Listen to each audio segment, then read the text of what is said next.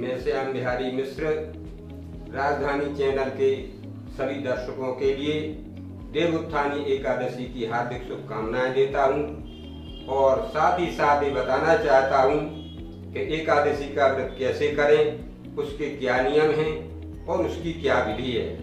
साथ ही साथ हमारे सनातन धर्म में वैसे तो वर्ष में 24 एकादशी होती हैं अनेकानेक नामों से, और जो एकादशी का सभी भक्त व्रत करते हैं। और जो 13 मास का वर्ष होता है उसमें 26 एकादशी होती हैं।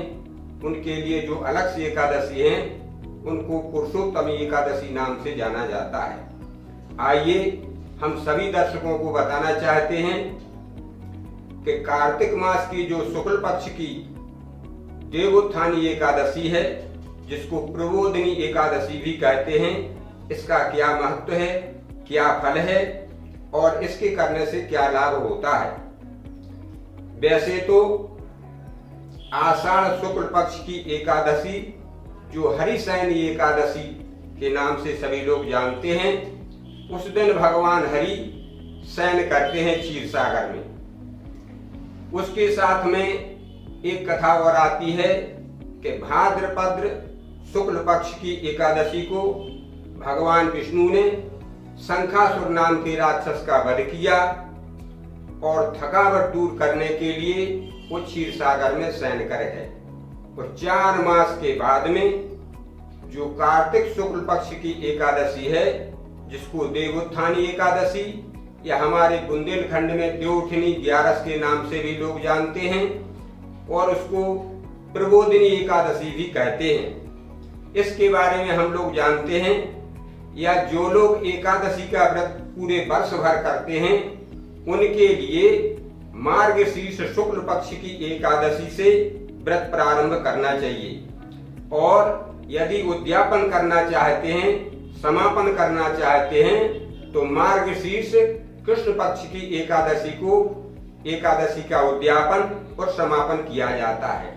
आइए हम सभी जानते हैं कि जो कार्तिक शुक्ल पक्ष की एकादशी है उस व्रत को हम कैसे करें, उसके करने से हमें क्या लाभ प्राप्त होता है। तो कार्तिक शुक्ल पक्ष की एकादशी, जिसको देवउत्थानी एकादशी कहते हैं, प्रबोधिनी एकादशी के नाम से भी लोग जानते हैं, उस दिन भगवान विष्णु का पूजन किया जाता है। प्रदोष काल में संध्या के समय भगवान विष्णु का पूजन करें। पवित्र होकर के एकादशी के दिन व्रत करना चाहिए। निराहार रहें अथवा निराहार रहने में असमर्थता है तो फलाहार करके भी इसको व्रत को किया जा सकता है। व्रत के दिन पवित्रता का ध्यान रखें, घर पवित्र रखें और पवित्र कपड़े पहन करके दिन में उपवास करें। भगवान विष्णु का ध्यान और कीर्तन करते रहें। सायंकाल प्रदोष काल में जो संध्या का समय है, उस समय में हम जहां घर में भगवानों को रखते हैं, ईशान कोण में गोबर से लीप करके चौकोर मंडल बनाएं। उस गोबर के लिपे हुए में अष्टदल कमल बना करके भगवान विष्णु को स्थापित करें। एक पटरी के ऊपर पीला वस्त्र बिछाएं और उसके ऊपर भगवान विष्णु का सिंहासन स्थापित करें। अपने बाईं ओर गेहूं के ऊपर अथवा चावल के ऊपर एक तांबे का कलश रखें। उसके ऊपर एक पूर्ण पात्र कटोरी रख करके उसमें नारियल रखें और अपने दाहिनी तरफ अग्नि कोण में घी का दीपक जलाएं। सर्वप्रथम आचमन करके आसन पर बैठ जाएं, अपना मुख पूर्व की ओर करें और पूजन की सामग्री सब थाली में स्थापित कर लें, रख लें। पूजन की सामग्री के संबंध में चंदन, चावल, रोली, हल्दी, फूल, दूर्वा, तुलसी पत्र,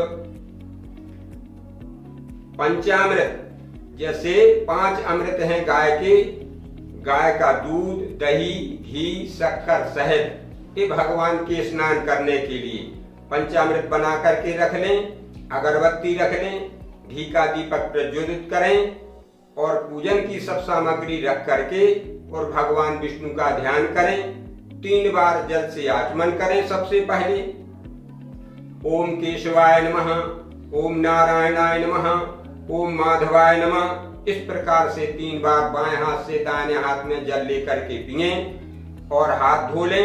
ऋषिकेशाय नमः कह करके हाथ धोएं, अपने ऊपर जल छिड़कें और आसन के ऊपर भी जल छिड़कें। अपवित्रा पवित्रो वा सर्वावस्थान गतोपि वा यस्मरेत् पुंडरीकाक्षं शवाह्याभ्यंतरा शुचि।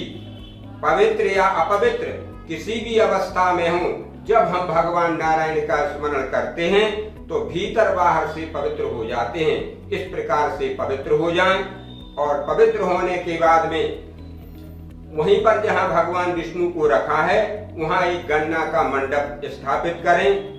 गन्ना का मंडप बना करके 4 गन्ने लेकर के ऊपर बांध दें, फूलों से सुसज्जित करें और भगवान की बाईं ओर तुलसी का गमला रखें। तुलसी का विवाह भी उस दिन किया जाता है, तो भगवान की ओर बाईं ओर तुलसी के गमले को रखें, पौधे को रखें। तुलसी के पौधे के लिए चुनरी उड़ा दें और फूल मालाओं से सुसज्जित करें और भगवान विष्णु का और तुलसी जी का ध्यान करें। हाथ में फूल लेकर के भगवान विष्णु का ध्यान करें। शांताकारं भुजगशयनं पद्मनाभं सुरेशं विश्वाधारं गगनसदृशं मेघवर्णं शुभांगं लक्ष्मीकान्तं कमलनयनं योगविज्ञानगम्यं वंदे विष्णु भवभैरवं सर्वलोकैकनाथं। भगवान विष्णु का ध्यान करें, तुलसी जी का ध्यान करें। इसके पहले हम दाहिने हाथ में जल चावल फूल लेकर के संकल्प करें। कुछ पैसा रखें, सुपारी रखें, जल रखें और संकल्प लेकर के भगवान से निवेदन करें कि हम अपने पापों के प्रायश्चित के लिए, पापों के शमन के लिए, घर में सुख समृद्धि और मंगल कामना के लिए एकादशी व्रत के पर्व के उत्सव में भगवान गणेश गौरी का, कलश का, भगवान विष्णु का और तुलसी जी का पूजन करने जा रहे हैं। ऐसी भावना बना करके संकल्प आप भगवान विष्णु और गणेश जी के पास में रख दें। सबसे पहले गणेश गौरी का ध्यान पूजन करें। चंदन चावल फूल लेकर के गणेश जी का स्मरण करें। गणेश गौरी का ध्यान करके भगवान गणेश और गौरी को चावल फूल चढ़ाएं। इसके बाद में वरुण भगवान का ध्यान करें। चावल फूल लेकर के तत्वाजामि ब्रह्मणा बंधमानस्तदा शास्ते जजमानो हव्रभिः ऐडमानु वरुणेह बोद्धुरुषकुं शमानयायुः प्रमुखीः। कलश में चावल फूल छोड़ें। देखिए यहाँ ध्यान देने की बात है कि कलश में ब्रह्मा विष्णु और महेश का पूजन होता है।